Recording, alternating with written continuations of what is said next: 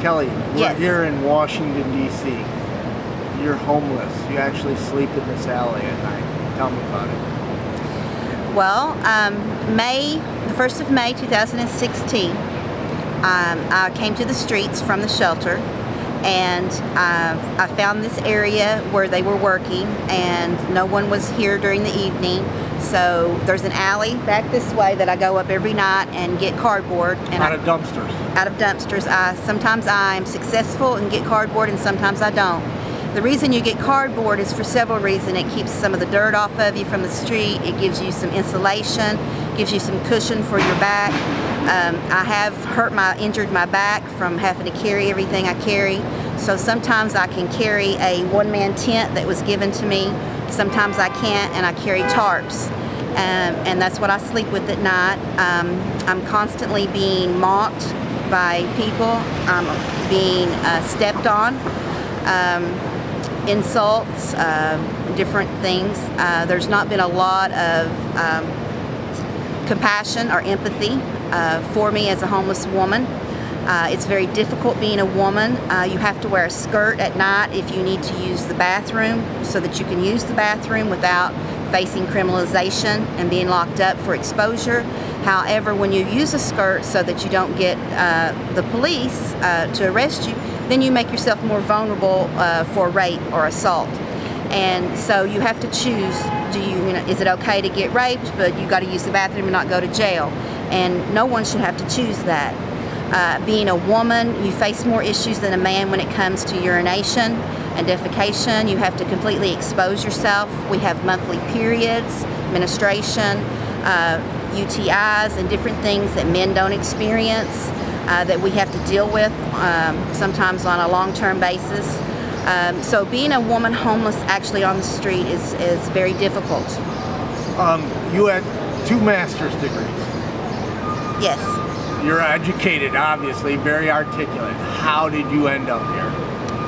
I had a very nice life in Kentucky, and someone committed a crime against me, and I pursued my justice, and I got a guilty verdict on that person. However, that person had money and is affluent and had connections, political connections, and they refused to arrest him and his friends. And I chose to continue my justice, so I came to D.C. from Kentucky to pursue my justice through the courts. And you were in a shelter and then ended up homeless? I mean, connect the dots here for me. I had my own home. I had a motorcycle, a truck, a home. They illegally kicked me out of my home because I was pursuing justice through the courts. So I lived in my truck for 2 years in Kentucky. They had just placed me in a HUD-funded apartment for a short-term transition period when I got the guilty verdict on Friday, and on Monday I was called and told that I was no longer allowed to stay in that apartment. So I was homeless a second time illegally to protect this gentleman. So I went to the governor's office, and I went for 5 weeks. I lived on the street in Frankfort, Kentucky, and I let them see me and who I am, and I went to the law library every day until I got a chance to speak with his consorts, and they agreed that this person had committed this crime. They went on tape stating it, and they referred me to go to higher authority. So I had already established that the people in Kentucky were not going to assist me in my justice, so I came to D.C. So you're here advocating, but in the process, you end up homeless. Correct. When I first came here, I went into the shelter system. I spent 2.5 years in the shelter system while I went through the courts. And the better that I got with my case in the courts, the more harassment I faced in the shelter. When the shelter shut down May 1st, 2016, I chose not to go to another shelter and be harassed. Well, I was going to wonder, that's what I was going to ask, is how in May that you ended up here. But, oh my gosh, your story is so powerful. So, who's helping you now? Well, actually, nobody's helping me because I fall between all the cracks. I'm not a D.C. resident. I'm a Kentucky resident here on business. I have no intention of being a D.C. resident. I did not come here for housing. I came here for justice. My home is in Kentucky. I am not a mental patient. I am not a drug or substance abuse user, so I don't fall in any assistance. However, the National Law Center for Homelessness and Poverty did send a letter and connected me with the HUD representative, Brian Green, who had the law center requested that they send my Kentucky voucher here so that I would remain a Kentucky resident to pursue my litigation, however use my Kentucky funding, because you're not allowed to interfere with my due process or to punish me. And Brian Green had agreed that it would only take a couple of phone calls and I could have my Kentucky money here. We exchanged several emails to that effect, and then all of a sudden nothing happened. And it was like it never existed, but I still have the evidence of the emails. So what's interesting is how we met was at the National Center Law for Homelessness and Poverty. I always mess up saying that. It's a long... Well, yeah, one of my favorite organizations. And you approached me and you said, "Are you that invisible people guy?" And I said, "Yes." And then you said, "Would you do my story?" And I was about to tell you that I only, Invisible People is about empowering homeless people that are still homeless to tell their story.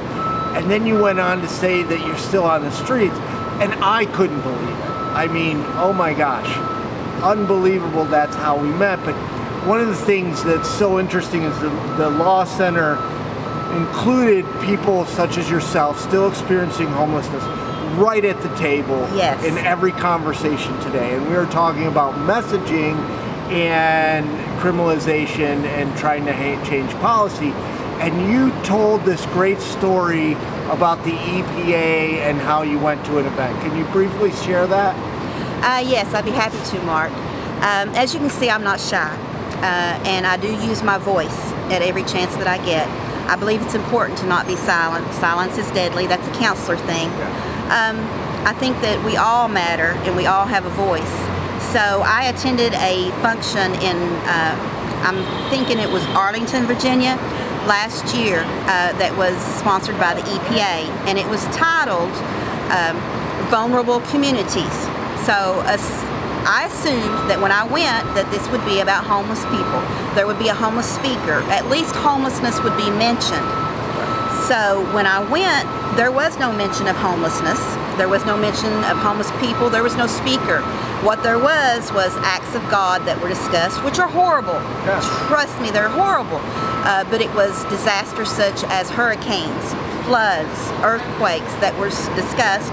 And then they brought in a political agenda and discussed Hillary Clinton for president. Yeah. So, mind you, at night I had to come back and sleep on the street from this conference where everybody else was sleeping in the nice hotel. So I came back that night, and at first I slept down at the Metro where there was several people.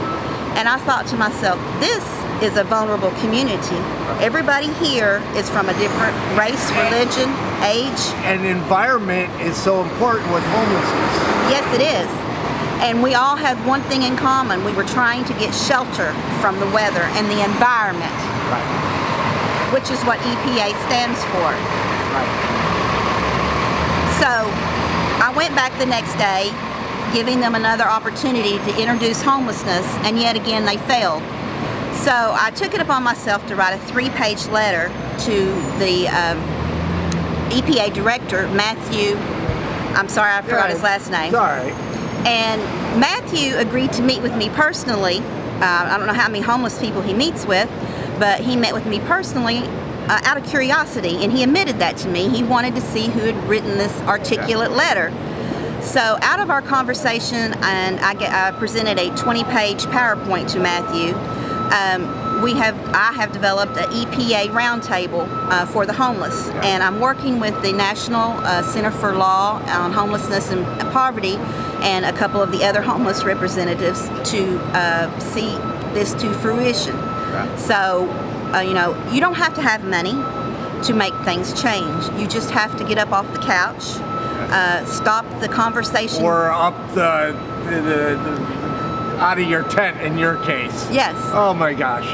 So, I believe in making things happen. We've got to be doers. Yeah.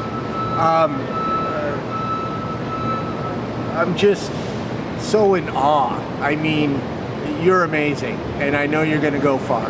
This is not the end game for you. And I think you know that. Because like you said, you're not going to be silent, you're going to keep fighting, but you got to be safe out here. This is no place for a woman. No, it's not. It's very dangerous. I've been assaulted. I've been sexually assaulted, physically assaulted.